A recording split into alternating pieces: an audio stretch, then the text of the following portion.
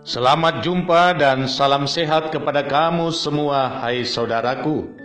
Siapapun engkau, walau dalam banyak hal kita berbeda, bahkan dalam keyakinan pun kita berbeda, namun aku tetap menyebutmu saudara dalam kemanusiaan. Sesungguhnya kodrat ilahilah yang membuat kita saling berbeda, supaya dengan itu ada ruang yang terbuka lebar bagi kita untuk saling memperlengkapi satu dengan yang lain.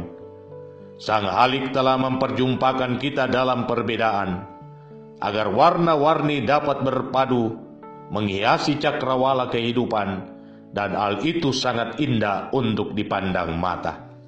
Selamat berjumpa dalam program Dian Kasih, edisi yang ketiga.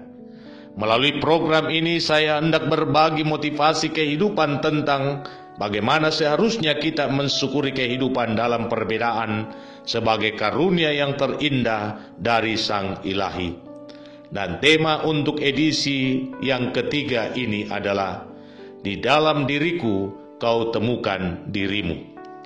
Saudara-saudaraku, konon dikisahkan dalam kisah Bima Suci, seorang kesatria muda yang bernama Bima.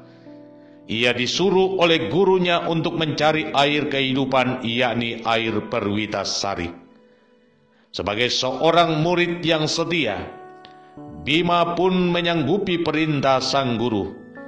Ia langsung pergi meski ia sendiri tidak tahu di mana air Perwitasari itu ada.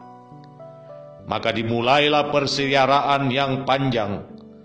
Setiap orang yang dijumpai di jalan, Bima menyampaikan maksudnya. Ketika orang mengatakan bahwa apa yang dicari itu berada di puncak gunung yang tinggi, ia pun mendaki puncak gunung itu.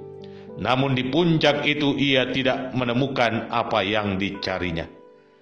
Ketika orang mengatakan bahwa apa yang dicarinya itu berada di dalam goa yang gelap, maka ia pun mencarinya ke tempat itu tanpa rasa takut dan tanpa merasa lelah. Namun di tempat itu ia tidak menemukannya. Kemudian ada yang mengatakan bahwa yang dicarinya itu berada di dasar samudra. Ia pun menuju ke sana, tetapi di tempat itu ia juga tidak menemukannya. Justru di tengah samudra itu ia bertemu dengan seorang yang memiliki perawakan yang sangat kecil yang bernama Dewa Ruci. Ketika Bima menyampaikan apa yang sedang dicarinya, maka Dewa Ruci mengatakan bahwa air Perwitasari itu ada dalam dirinya. Karena itu, jika Bima mau mendapatkannya, maka ia harus masuk ke dalam tubuh Dewa Ruci. Tentu saja Bima merasa aneh dengan apa yang dikemukakan oleh Dewa Ruci. Bima berpikir, bagaimana mungkin tubuhnya yang besar dan kekar itu bisa masuk ke dalam tubuh Dewa Ruci yang sangat kecil itu. Tetapi akhirnya Bima pun masuk ke dalam tubuh Dewa Ruci melalui telinganya. Di dalam tubuh Dewa Ruci, Bima bertemu dengan dirinya sendiri. Bima mengalami pengalaman yang sangat luar biasa, sehingga ia bermaksud untuk tinggal dalam tubuh Dewa Ruci. Namun Dewa Ruci memerintahkannya untuk keluar, sebab tugasnya di dunia belum selesai. Terkadang kita terjebak dengan pandangan mata dalam memberi penilaian kepada realita kehidupan. Dan karena perbedaan, kita merasa tidak akan mungkin mengalami kesatuan.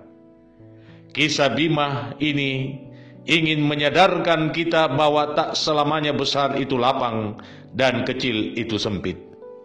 Bisa jadi besar itu takkan sulit untuk masuk dalam sesuatu yang kecil, dan yang kecil itu menjadi lapang untuk kehadiran yang besar.